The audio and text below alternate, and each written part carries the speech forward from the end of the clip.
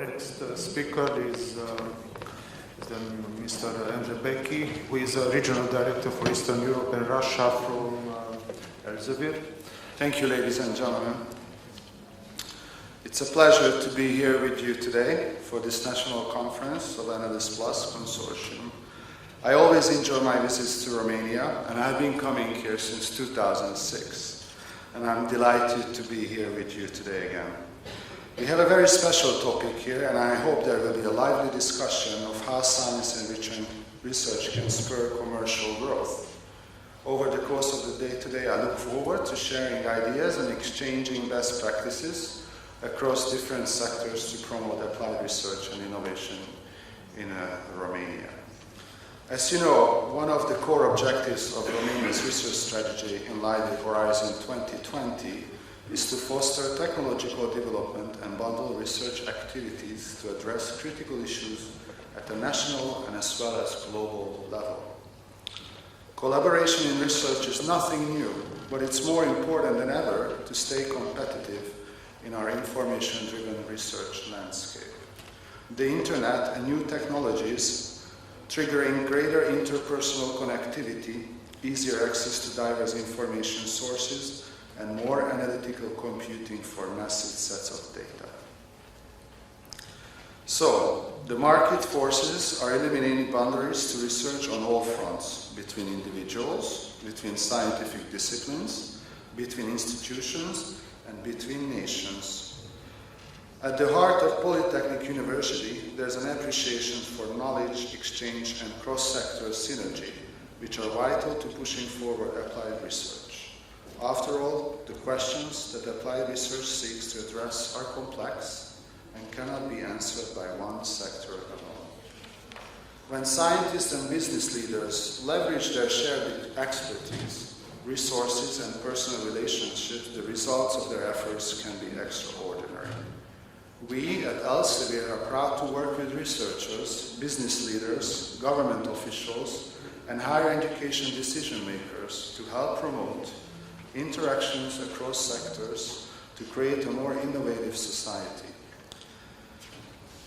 Here at Elsevier, in my 11 years of service, I witnessed firsthand the powerful effects of cross-sector dialogue, and today I want to share with you some of the positive outcomes of this synergy. Specifically, I would like to highlight 3 such results. It's business success, social good, and civic innovation. So let me start with business success. The first positive outcome I will discuss speaks to how closely interconnected the research and business communities can be. While academia and commerce sometimes function as separate worlds, many ideas that are born in academic settings can have unexpectedly huge commercial potential. Scientific ideas that are communicated in published research can often translate to business success on a large scale if given the chance to develop properly. If the tremendous growth of so many high-tech companies coming out of Silicon Valley tell us anything, is that there are enormous opportunity for translating scientific theories into business success. Let me illustrate this potential with a story. In April 1998, a 20-year-old Russian-American computer scientist published an article in Computer Networks and ISDN System, an Elsevier journal, describing the anatomy of a large-scale hypertextual web search engine. The paper presented a prototype that was designed to index the internet with higher efficiency and provide users with more satisfying search results than any other existing systems. 17 years later, the author of this paper is now 18th richest person in the world with a net worth of nearly $30 billion. By now, I'm sure you all know what I'm talking about. It's Sergey Brin, one of the co-founders of Google. Today, Google is worth over 100 billion, and it's forever changed the world of internet-related service and products. So Google is just one extraordinary example of an idea that was conceived in academia and transformed into astonishing business success. The starting point of this success story was published research conceived at Stanford University Library and published in an Elsevier journal. Who knows how many other billion-dollar ideas are being developed by young scholars, just waiting to be discovered. For me, this highlights one of the central principles of Elsevier as a publisher. We at Elsevier value the quality of our published content above all else, and we recognize that ideas we can publish can have profound effects outside the world of academia. Hopefully this first example has shown how research can impact everyday life through an application of innovative ideas to the private sector. So next, I would like to show how ties between scientific research and business can promote more than just commercial success. So the idea is to do something good to society. One of the most inspiring possible outcomes of cross-sector cooperation is how research can promote social good. Ideas conceived for purely scientific purposes often become applied in ways that lead to the betterment of society as a whole. So allow me to share another story, this one far less well known, to show you what I mean. So the example of shark-led technologies. Anthony Brennan, a materials scientist at the University of Florida, works at the intersection of a number of fields, including biology and medicine. One of his projects, funded by the US Navy Office of Naval Research, is to find ways to reduce the buildup of algae and marine organisms on the ship's hulls. Brennan's team discovered that a particular species of shark skin had diamond-shaped scales encased in an acellular layer similar to the enamel of the human teeth, which helps resist the buildup of algae. Based on skin example, they created an artificial film called sharklet, which can be applied to the surface to prevent algal growth without the use of toxic chemicals. Although this technology has yet to be applied to ship hulls as originally intended, it has found another purpose in helping to save lives and improve public health. Let me explain how. About 40% of all hospital-acquired infections are spread by catheters. It's difficult to imagine how a substance designed for use on massive seafaring ships could have any relevance here, but in fact, this coating technology has been shown to reduce the bacteria living on catheter surfaces by 90%, reducing the likelihood of such infections occurring. But this is only the beginning. This technology can also be applied to other tactile surfaces like bathroom doors, countertops, credit card keypads to reduce the spread of diseases. So amazingly, research on sharks, which was originally funded by a military contract, has proven to have its biggest impact in the fields of biomedical engineering and public health. This story highlights just how important it is to look beyond one's own discipline and explore how ideas can contribute to other sectors of society. In this case, scientific research helped address a problem completely unrelated to its original intended purpose, and yet proved to have a huge social impact.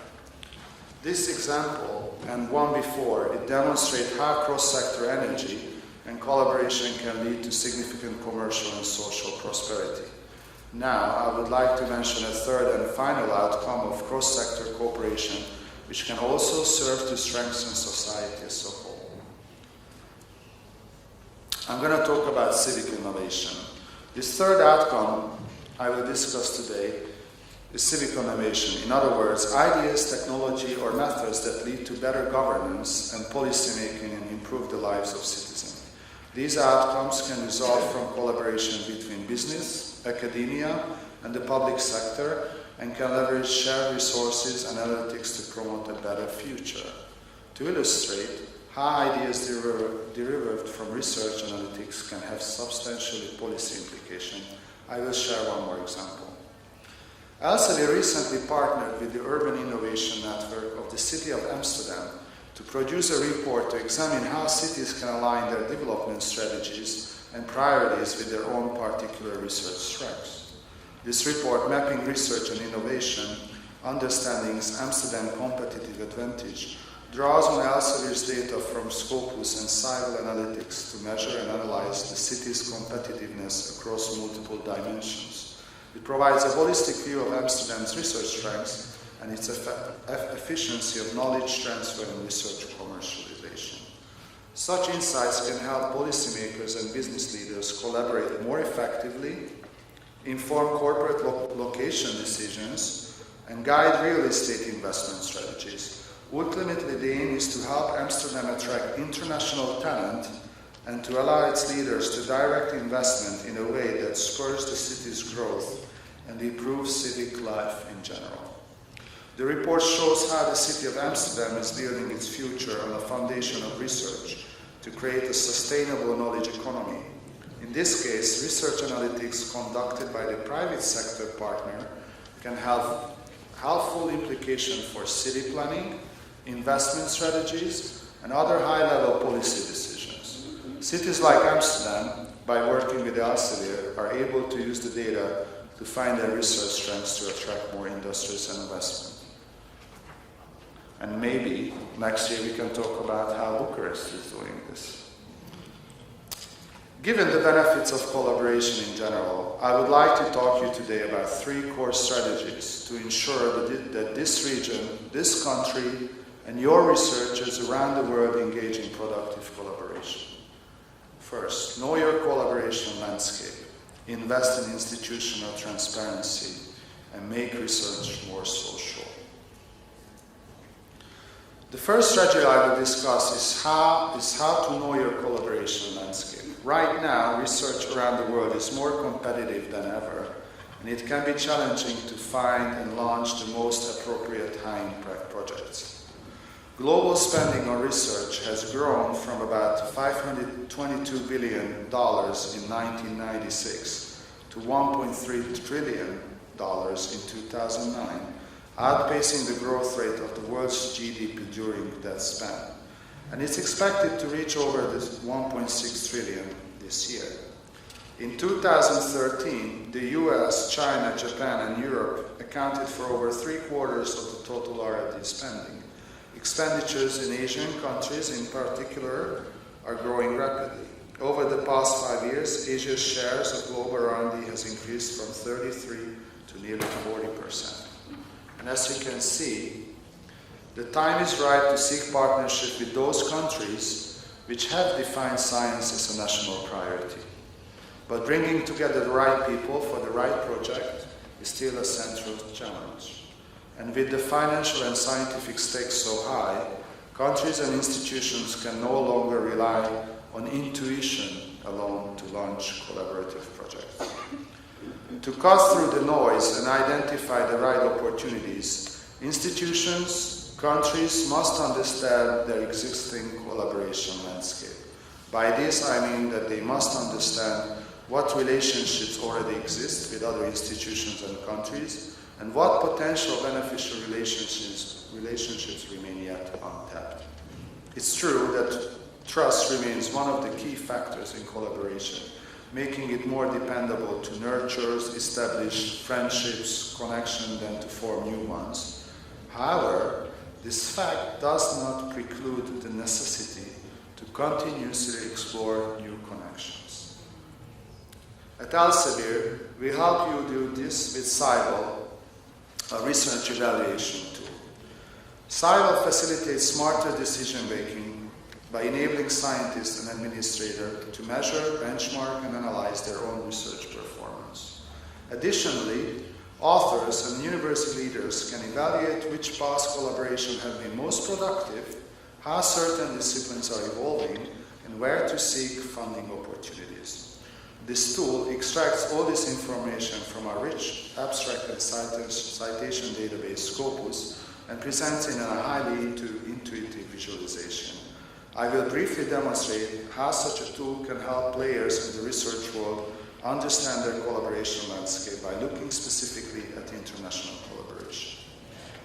Here, we see a graph depicting the number of internationally co-authored papers in some of the world's top research-producing countries and other giving and high-growth economies. Looking at Romania's trend line, we can see that international collaboration increased constantly in the last few years.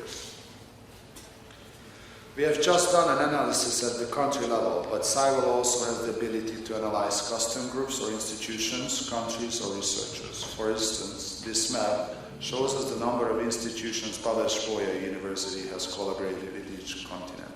Most of these are in Europe and the US, and some at the same time we see there's a need to increase these numbers as they will show there are clear advantages in academic and corporate collaboration. Differences in citation patterns are obvious if we compare the numbers of citations for individually authored papers, national collaboration, and international collaboration, and academic and corporate collaboration. The latest one attracted 20 times more citation than in individually authored papers. The second key strategy for strong collaboration that I will discuss is investing in transparency. By transparency, I mean the ability to coordinate reliable information and share it both internally and externally. Transparency with research partners is crucial, triggering the trust necessary to forming long-standing relationships. Increasing transparency improves research collaboration in two key ways. Internally, better coordination of information means all stakeholders, researchers, department heads, administrators, and more can be more competent. And externally, an institution can make itself more attractive to potential partners by knowing how to showcase its strengths. Elsevier's PURE tool is one way to facilitate transparency. PURE is a Current Research Information System, or CRIS, that's probably well to know some of you already, that normalizes and organizes research records from internal data sources and integrates them with Elsevier's vast publication data in Scopus. Its goal to meet three core needs of researchers and institutions: to attract more competitive funding grants, to identify the right research collaboration partners, and to promote research success and expertise. Among its many features, the PURE Expert Portal in particular promotes collaboration by enabling a faster and more accurate search process for research experts. For example, PURE creates an up-to-date profiles for all researchers at a given institution. It does this by linking data, including publications, intellectual property, awards, and professional information to a single profile for each researcher. These profiles, and then shared with the PURE community, can be viewed by anyone with access to the portal. Researchers can use the information gathered from these profiles to determine who is the best to collaborate with on an individual basis. PURE also compiles data on institutions as a whole and presents it in a digestible report. It includes information on grant applications, research income, research outputs, staffing, organizational units, external collaboration, and citations.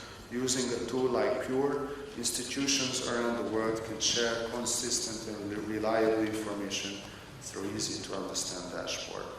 With these first two strategies, universities can build a roadmap for collaboration and lay the foundation for strong partnership. But once the actual process of research collaboration begins, how do researchers make the best use of the partnership they have formed? This brings me to the final strategy I like to discuss. Make research more social. Emerging social networking technologies are disseminating knowledge within the scholarly community faster than ever. By taking advantage of social networking experiences, researchers can easily communicate with peers all over the world. This ease of communication can help make the collaboration experience much smoother and more productive. Additionally, social networking sites can serve as one of more resources for discovering new collaborators. Mendeley is Elsevier's way of bringing the research work closer together through social networking. Mendeley is an academic social network and cloud-based research management platform. With its user-friendly interface and built-in organization feature, Mendeley makes it easier for researchers to keep track of their documents and references. What's of particular interest here, however, is how Mendeley enables researchers to join groups with other scholars from across the globe. Users can debate in public discussion, forums, or create custom private groups to share information more directly, all while networking with experts in their fields of interest. Today, the platform has about 5 million registered users, 250,000 groups created for collaboration, and 525 million uploaded documents. With this platform, it's just an easy for you here in Temesvara to collaborate with a colleague in London, both from academic and commercial sector, as it's for you to message a good friend on WhatsApp or Facebook. In conclusion, I hope this short address has been helpful, pointing out the value of cross-sector cooperation and providing food for thought on why it's important to strengthen such knowledge sharing going forward. Ultimately, our goal should be to instill a strong culture of cross-sector interactions, so the way we as a society can make the most of the groundbreaking discoveries being made by researchers. I'm sure that here in Romania, intersector collaboration will only continue to grow. Moving forward, we at Elsevier will continue to play our role in supporting these essential connections between research, community, government, and business in Romania and around the world. This will help an Alice Plus consortium to become more and more relevant in a changing environment where sooner or later cooperation between corporate sector and academic sector will be one of the main measures of success. Thank you again for having me here today, and I look forward to an exciting day of dialogue.